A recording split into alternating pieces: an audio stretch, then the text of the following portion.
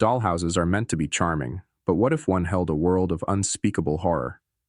This is the story of the Dollhouse, a cursed miniature world that trapped one family in a nightmare.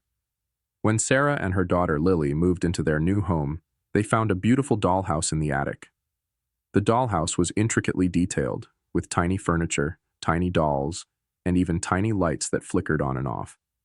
At first, Lily loved playing with the dollhouse, but soon Sarah noticed something strange.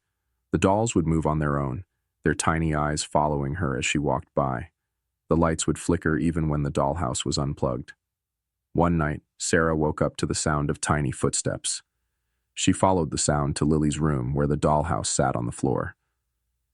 The dolls were gone, but the footsteps continued. Sarah looked inside the dollhouse and saw something that made her blood run cold.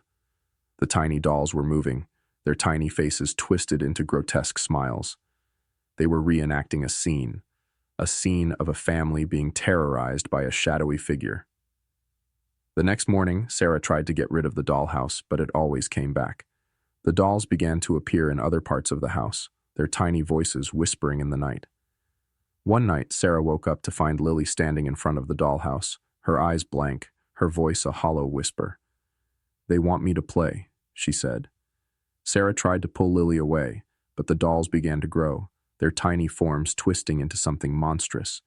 The shadowy figure from the dollhouse stepped out, its hollow eyes staring at Sarah. When Sarah woke up, the dollhouse was gone, but Lily was different. Her eyes were hollow, her voice a whisper.